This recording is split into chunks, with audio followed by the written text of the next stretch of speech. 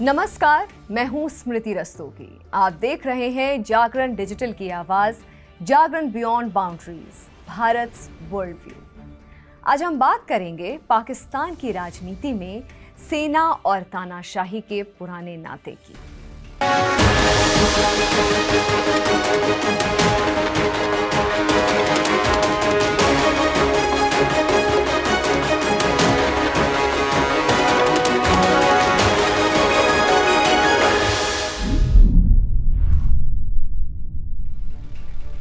देखिए, पाकिस्तान के लिए आर्मी के ताकतवर लोगों की गवर्नेंस कोई नई बात नहीं है। 1947 में जब देश बना, तब से लेकर आज तक ये देश 33 सालों से भी ज़्यादा समय तक ऑन एंड ऑफ सीधे मिलिट्री रूल में रहा। जनरल अयूब खान ने 1958 में तख्ता पलट किया और वो 11 साल तक हुकूमत करते रहे। उनके बाद आए जनरल याह्या खान। याह्या के जाने के बाद पाकिस्तान ने कुछ समय के लिए लोकतंत्र का स्वाद चखा, पर वो ज्यादा दिन नहीं चला। जनरल जियाउल हक ने 1977 में फिर से तख्ता पलट कर दिया। पाकिस्तान में आखिरी सैन्य तख्ता पलट 1999 में हुआ था, जब जनरल परवेज मुशर्रफ ने नवाज शरीफ की चुनी हुई सरकार को गिरा दिया था। 2008 में जब देशव्यापी विरोध के बाद मुशर्रफ को कुर्सी छोड़नी पड़ी, तब जाकर पाकिस्तान फिर से सिविलियन रूल की तरफ लौटा। हाँ, मगर एक बात साफ थी, मिलिट्री हमेशा सबसे बड़ी ताकत पाकिस्तान में बनी रही। लगातार आने वाली सरकारें भी एस्टैब्लिशमेंट यानी सेना को नाराज ना करने का पूरा ध्यान रखती थी। 2018 में जब इमरान खान एक आउटसाइडर के तौर पर आए, तो उन्होंने पुराने राजनीतिक एलीट, खासकर नवाज शरीफ की पार्टी पाकिस्तान मुस्लिम लीग नवाज PMLN को चुनौती देने का वादा किया। शुरुआत में वो जनरलों के ब्लू आइड बॉय थे, यानी सेना के चहेते। लेकिन 2022 आते आते जब उन्होंने अपनी सरकार खोई, तो वो सेना की नजरों से पूरी तरह उतर चुके थे। अब जरा इस खेल को समझिए। 2018 में शरीफ परिवार ने सेना पर इल्जाम लगाया कि उन्होंने इमरान खान की पार्टी PTI के पक्ष में धांधली की। वहीं ठीक 4 साल बाद 2022 में जब इमरान की सरकार अविश्वास प्रस्ताव में गिर गई, तो इमरान खान चिल्लाने लगे कि उनके साथ धोखा हुआ है और ये सब सेना के इशारे पर हुआ। और 2024 में शहबाज शरीफ, जो नवाज के छोटे भाई हैं, वो सेना के समर्थन से प्रधानमंत्री बने, जब बड़े पैमाने पर वोटिंग में धांधली के आरोप लगे थे और आसिम मुनीर को सेना प्रमुख उन्होंने ही नियुक्त किया था। यानी पाकिस्तान में कुर्सी का खेल भले ही राजनीतिक हो, मगर रिमोट कंट्रोल हमेशा कहीं किसी और के हाथ में होता है। अब सबसे बड़ा सवाल ये है कि पाकिस्तान की राजनीति में सेना को इतनी मजबूत और हमेशा के लिए रहने वाली जगह कैसे मिली। इस बात पर एनालिस्ट और हिस्टोरियंस आज भी डिबेट करते हैं, लेकिन बहुत से लोग इसकी जड़ें 1858 तक देखते हैं। उस समय अंग्रेजों ने सेंट्रल एंड ईस्टर्न इंडिया में हुए भयानक विद्रोह को अभी कुचला था। अपनी सेना की टुकड़ियों को लॉयल सोल्जर से भरने के लिए ब्रिटिश सेना ने पंजाब प्रोविंस पर ध्यान देना शुरू किया, जिसे उन्होंने हाल ही में अपने कब्जे में लिया था। दूर दराज के गांवों और बाजारों में सेना के रिक्रूट्स ने वहां के स्थानीय सिख और मुस्लिम पुरुषों को लुभाना शुरू किया। 20वीं सेंचुरी की शुरुआत तक कुल आर्म्ड फोर्सेस में लगभग आधे सैनिक पंजाबी थे और इस प्रांत को भारत की तलवार वाली बाह, स्वॉर्ड आर्म ऑफ इंडिया कहा जाने लगा था। जब 1947 में अंग्रेजों ने भारत को 2 आज़ाद देशों में बांटा, तो पंजाब का एक बड़ा हिस्सा पाकिस्तान में चला गया और इसी अत्यधिक हाईली मिलिटराइज्ड क्षेत्र से नए बने देश की most United and powerful institution उभर कर सामने आने लगी। वो थी सेना। अपनी एकरूपता की बदौलत सेना ने जल्द ही पाकिस्तान के शुरुआती राजनीतिक वर्ग को पीछे छोड़ दिया। ये नेता ज्यादातर वो प्रवासी थे जो आज के भारत से पाकिस्तान गए थे। इसके बाद के दशकों में सिक्योरिटी कंसर्न्स ने सेना के दबदबे को और बढ़ा दिया। बंटवारे के तुरंत बाद भारत से युद्ध छिड़ गया, जिसे तेजी से सेना को मजबूत करना राज्य की मुख्य नीति बन गया और सेना को राष्ट्रीय बजट का एक बड़ा हिस्सा मिलने लगा। पाकिस्तान बाद में कोल्ड वॉर अलायंसेस में शामिल हो गया, जिसने सेना के संसाधनों को और बढ़ा दिया। इससे पाकिस्तानी सेना वॉशिंगटन की मेन रीजनल इंटरमीडियरी बन गई। ये भूमिका 1980 के दशक के सोवियत अफगान युद्ध और बाद में अमेरिका के आतंकवाद पर युद्ध के दौरान भी जारी रही। पाकिस्तान के आखिरी सैन्य तानाशाह परवेज मुशर्रफ की हुकूमत में सेना को अछूता माना जाता था, जब तक कि दो पॉलिटिकल राइवल्स ने मिलकर सेना को राजनीति से बाहर करने के लिए हाथ नहीं मिला लिया। मुशर्रफ की तानाशाही जब खत्म होने वाली थी, तब पाकिस्तान मुस्लिम लीग यानी PMLN और पाकिस्तान पीपल्स पार्टी PPP ने मिलकर एक समझौता किया। उन्होंने तय किया कि अगर लोकतंत्र रेस्टोर होता है तो ये मिलिट्री से खुद को मुहरे की तरह इस्तेमाल नहीं होने देंगे। और कमाल देखिए, 2008 में लोकतंत्र बहाल होने के बाद इन पार्टियों ने इस समझौते को ज़्यादातर निभाया भी। इसी का नतीजा रहा कि पाकिस्तान में सिविलियन रूल का सबसे लंबा दौर हुआ। 2013 के आम चुनाव के बाद पाकिस्तान ने पहली बार एक इलेक्टेड सिविलियन गवर्नमेंट से दूसरी इलेक्टेड गवर्नमेंट को शांतिपूर्वक सत्ता सौंपता हुआ देखा।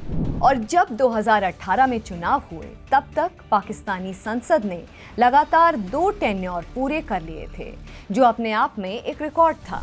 ऐसे में सेना को लगा कि उनके दबदबे को चुनौती मिल रही है।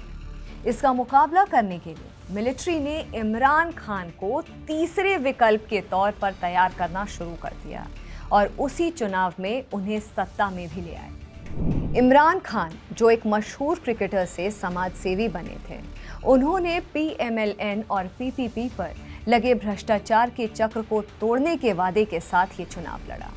उनके कार्यकाल को मीडिया ने हाइब्रिड रेजीम का नाम दिया। इस दौरान एक बार फिर लोकतांत्रिक नॉर्म्स को कमजोर किया गया। लेकिन फिर शुरू हुआ इमरान खान की सरकार और सेना के बीच तनाव, क्योंकि इमरान खान शायद इस इल्यूजन में थे कि पाकिस्तान सरकार वो चलाएंगे, और हाँ, कई करप्शन चार्जेस भी उन पर लगे। और अंत में अप्रैल 2022 में सेना ने एक अविश्वास प्रस्ताव यानी वोट ऑफ नो कॉन्फिडेंस के जरिए प्रधानमंत्री को हटाने का खेल रच दिया। तब से लेकर अब तक सेना और उनकी पार्टी PTI के बीच रस्साकसी जारी है, यानी लोकतंत्र की जड़ें मजबूत होने से पहले ही सेना ने एक बार फिर अपनी ताकत साबित कर दी। इमरान खान आज भी जेल में है। ये जो सारी उठापटक हमने देखी, ये तब पूरी तरह समझ आएगी जब हम हाल ही के एक बड़ी खबर पर नजर डालेंगे। पाकिस्तान की सरकार ने 27वां संवैधानिक संशोधन लागू करके संविधान के अनुच्छेद 243 में फेरबदल कर दिया है। आइए समझते हैं इस संशोधन में क्या क्या बदलाव रहा।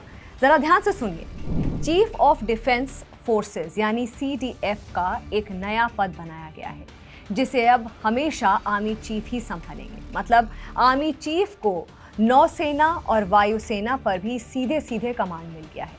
कानूनी छूट, लीगल इम्यूनिटी, 5 स्टार ऑफिसर्स जो कि फील्ड मार्शल को अब पूरी तरह कानूनी छूट, कंप्लीट लीगल इम्यूनिटी मिल गई है। आपको बता दें कि ये प्रोटेक्शन राष्ट्रपति या प्रधानमंत्री को मिलने वाली छूट से भी ज़्यादा बड़ी है। सीधे शब्दों में कहें तो ये पद अब कानून के ऊपर हो चुका है। सुप्रीम कोर्ट की जगह अब फेडरल कॉन्स्टिट्यूशनल कोर्ट आ गया है। इसने कॉन्स्टिट्यूशनल जुरिस्डिक्शन अपने हाथ में ले लिया है, जिससे सेना पर न्यायिक नकेल कसना अब असंभव सा हो जाएगा। और सबसे बड़ा बदलाव, अब सेना सिविलियन लीडरशिप से अलग सीधे विदेशी नेताओं से मिलकर पाकिस्तान की कूटनीति यानी डिप्लोमेसी को खुद ही दिशा देगी।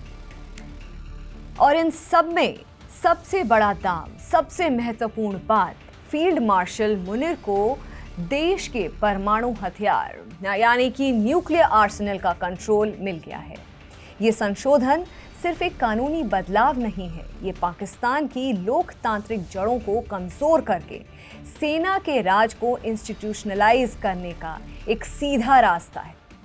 1947 में आज़ादी के बाद से पाकिस्तान की सेना, खासकर आर्मी ही, देश की राष्ट्रीय जिंदगी में सबसे ताकतवर इंस्टीट्यूशन रही है। 4 तख्ता पलट और दशकों के direct and indirect military rule ने इस प्रभाव को और गहरा दिया है। इसलिए आर्मी चीफ हमेशा से पाकिस्तान का सबसे ताकतवर चेहरा रहे हैं और यही वजह है कि आसिम मुनीर का ये कदम उनकी लॉन्ग टर्म एम्बिशंस को और बल देता है। All powerful chief of defence forces, Pakistan के परमाणु हथियारों का कंट्रोल और तीनों सेनाओं की कमांड, उनका लक्ष्य अब बिल्कुल साफ है। वो नवंबर 2022 में आर्मी चीफ बने और इस साल 20 मई को उन्हें 5 स्टार रैंक पर प्रमोट कर दिया गया। ये प्रमोशन भारत के हाथों ऑपरेशन सिंदूर में मिली हार के ठीक 10 दिन बाद हुआ और मुनीर फील्ड मार्शल आयूब खान के बाद 5 स्टार डेजिग्नेशन पाने वाले सिर्फ दूसरे पाकिस्तानी मिलिट्री ऑफिसर हैं। वायुसेना या नौसेना की किसी भी ब्रांच में ऐसा कोई 5 स्टार अधिकारी नहीं है और इस रैंक ने उन्हें अदालतों से जीवन भर की कानूनी छूट, लाइफ लॉन्ग इम्यूनिटी दी है और पूरे सुरक्षा और रक्षा तंत्र को कानूनी तौर पर उनके नीचे ला दिया गया है। लेकिन जो बात थोड़ी परेशान करती है वो ये है कि भारत के ऑपरेशन सिंदूर में बड़ी हार मिलने के बाद उन्हें व्हाइट हाउस में अमेरिकन प्रेसिडेंट डोनाल्ड ट्रंप से 2 बार मुलाकात हुई, जो किसी भी पाकिस्तानी मिलिट्री लीडर के लिए एक रेयरिटी है, मतलब बहुत बड़ी बात। पहली मीटिंग 18 जून को प्राइवेट लंच में काउंटर टेररिज्म, रीजनल स्टेबिलिटी और भारत से तनाव के बीच बायलैटरल ट्रेड पर हुई थी और दूसरी मुलाकात में ट्रंप ने मुनीर को मेरा पसंदीदा फील्ड मार्शल कहा। ये बातें कई फैक्टर्स को हाईलाइट करती हैं। आसिम मुनीर अंतर्राष्ट्रीय स्तर पर इतना तेजी से कैसे बढ़े? पाकिस्तान और अमेरिका के बीच बढ़ती दोस्ती, खासकर ऑपरेशन सिंदूर के बाद, और आसिम मुनीर की अनप्रेसिडेंटेड पावर्स। ये संवैधानिक संशोधन गंभीर राजनीतिक मायने रखता है। सीधे शब्दों में कहा जाए तो ये अमेंडमेंट मिलिट्री कंट्रोल को पाकिस्तान के कॉन्स्टिट्यूशनल, लेजिस्लेटिव और ब्यूरोक्रेटिक इंस्टीट्यूशन को हमेशा के लिए कानूनी जामा पहनाता है। पहले से कमजोर संसद अब महज एक रबर स्टैंप बनकर रह जाएगी, जबकि जुडिशरी एक पैसिव ऑब्जर्वर बनी रहेगी। लेकिन नेताओं का खेल देखिए। पाकिस्तानी प्रधानमंत्री शहबाज शरीफ इस संशोधन का बचाव कर रहे हैं। वो इसे सद्भाव और राष्ट्रीय एकता यानी हार्मनी एंड नेशनल यूनिटी की तरफ बढ़ाया गया एक बड़ा कदम बता रहे हैं। वहीं जेल में बंद पूर्व प्रधानमंत्री इमरान खान ने अपने एक्स हैंडल पर आसिम मुनीर को देश के इतिहास का मोस्ट ऑप्रेसिव डिक्टेटर और मानसिक रूप से अस्थिर आदमी बताया है। आलोचकों का मानना है कि शरीफ सरकार न्यायपालिका को दबाने की कोशिश कर रही है और प्रोविंसेस से पॉलिसी कंट्रोल का अधिकार छीन रही है। जानकारों का साफ कहना है कि इस नए कानून ने पाकिस्तान को स्ट्रगलिंग हाइब्रिड डेमोक्रेसी से बदलकर अब कानूनी तौर पर अथॉरिटेरियन स्टेट बना दिया है। सिविलियन लीडर्स अब सिर्फ दर्शक बन गए हैं और मीडिया सेना के मीडिया विंग ISPR के नियंत्रण में काम कर रही है। विश्लेषकों का दावा है कि CDF का पद बनने के साथ ही CJCSC का पद खत्म हो गया है। ये पद जुल्फिकार अली भुट्टो ने 70 के दशक में सेना की सेवाओं के बीच समन्वय के लिए बनाया था। यानी कि जनरल साहिर शमशाद मिर्जा पाकिस्तान के आखिरी CJCSC बन गए और सारी कमांड सीधे आर्मी चीफ के नीचे आ गई। इस पर दुनिया ने भी चिंता जताई है। UN ने भी जताया है कि जल्दबाजी में अपनाए गए ये बदलाव जुडिशियल इंडिपेंडेंस के लिए खतरा हैं और सेना की जवाबदेही पर सवाल उठाते हैं। जबकि पाकिस्तान ने मानव अधिकारों को लेकर UN हाई कमिश्नर पर पलटवार किया है। सबसे पहले आसिम मुनीर को अब इकोनॉमिक डिसीजन मेकिंग पावर्स दे दी जाती हैं, जब वो शहबाज शरीफ के साथ मिलकर एक स्पेशल इन्वेस्टमेंट काउंसिल को चेयर करते हैं, जिसका काम है स्ट्रेटेजिकली इंपॉर्टेंट प्रोजेक्ट्स को ओवरसी करना।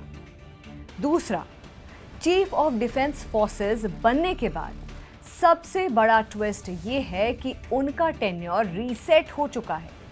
जिस व्यक्ति को इस साल रिटायर होना था, अब फ्रेश 5 साल की टर्म सर्व करेगा। और सच पूछिए, 5 साल बाद अगर मुनीर कहेंगे कि मुझे रीअपॉइंट कर दो, क्या पाकिस्तान के पीएम या प्रेसिडेंट उनको मना कर देंगे? जितनी पावर्स उनको दे दी गई हैं, काफ़ी मुश्किल लगता है। इसके पैरेलल ऑपोजिशन का रिएक्शन काफ़ी तीखा है। TTAP, जिसमें Pakistan Tehreek-e-Insaf, Balochistan national party mingle और पख्तूनवा मिली आवामी पार्टी जैसे ग्रुप्स शामिल हैं, और सिंध बलूचिस्तान के सिविल सोसाइटी ग्रुप्स, सब इसको एक अटैक ऑन डेमोक्रेसी बोल रहे हैं। उनका मानना है कि ये प्रोविंशियल ऑटोनॉमी पर सीधा हमला है। सिंध और बलूचिस्तान के कंसर्न्स बिल्कुल क्लियर हैं। उनकी ऑटोनॉमी खत्म हो रही है, रिसोर्सेज का कंट्रोल सेंटर ले रहा है और पावर का डेंजरस सेंट्रलाइजेशन हो रहा है। यानी एक तरफ मिलिट्री का फुटप्रिंट सिविलियन और इकोनॉमिक स्पेसेस में बढ़ता जा रहा है, दूसरी तरफ प्रोविंसेस को लग रहा है कि उनकी आवाज को म्यूट करने की बड़ी साजिश हो रही है। अब समझते हैं पाकिस्तान के 27th कॉन्स्टिट्यूशनल अमेंडमेंट का इंडिया पर क्या सीधा इम्पैक्ट पड़ सकता है। टेररिज्म पर मिलिट्री पेट्रोनेज का खतरा। जब मिलिट्री को अनचेक्ड पावर मिल जाए तो पाकिस्तान के स्टेट स्पॉन्सर्ड टेरर नेटवर्क्स और अग्रेसिव हो सकते हैं। जैश ए मोहम्मद और लश्कर-ए तैयबा जैसे ग्रुप्स को ज़्यादा ऑपरेशनल फ्रीडम मिल सकती है। ऑपरेशन सिंदूर के दौरान मारे गए टेररिस्ट के फ्यूनरल्स में पाकिस्तानी आर्मी के ऑफिसर्स की मौजूदगी ने ये सीरियस कंसर्न उठाया था कि फौज का टेरर आउटफिट्स के साथ नेक्सस कितना गहरा है। दूसरा, कारगिल टाइप मिलिट्री एडवेंचरिज्म की पॉसिबिलिटी। जब सिविलियन ओवरसाइट वीक हो जाता है तो मिलिट्री रिस्क टेकिंग बिहेवियर बढ़ता है।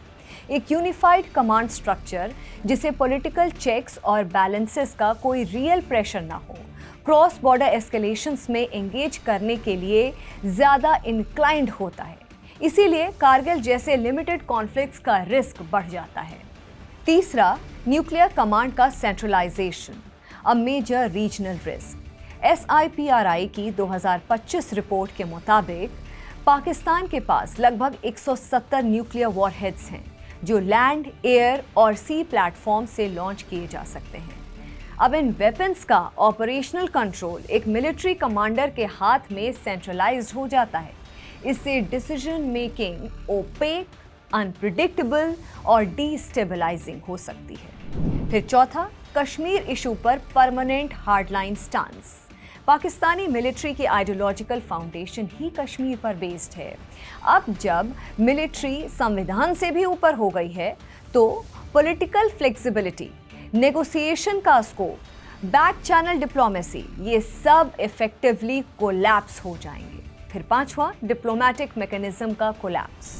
फॉरेन पॉलिसी अब मिलिट्री लेड होगी। इसका मतलब इंडिया पाकिस्तान रिलेशन में जो जगह डिप्लोमेटिक डायलॉग के लिए बची थी वो भी अब खत्म हो जाएगी।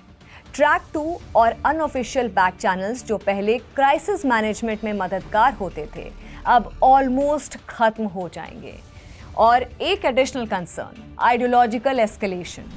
जनरल मुनीर ने फिर से 2 नेशन थ्योरी का जिक्र करना शुरू कर दिया है। 1947 का वो कॉन्सेप्ट जिसमें कहा गया था कि हिंदूज और मुस्लिम्स एक ही नेशन का हिस्सा नहीं हो सकते।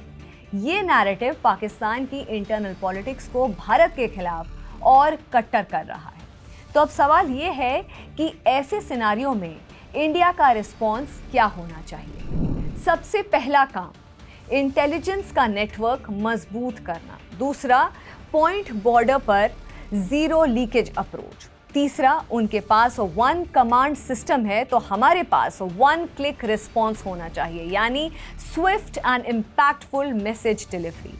चौथा, न्यूक्लियर वेपन्स को लेकर क्लैरिटी होनी चाहिए। ग्लोबल नैरेटिव में इंडिया को अब स्लो नहीं रहना। फिलहाल इस एपिसोड में इतना ही। नेक्स्ट वीक मिलते हैं एक और ग्लोबल फ्लैश पॉइंट और एनालिसिस के साथ। नमस्कार।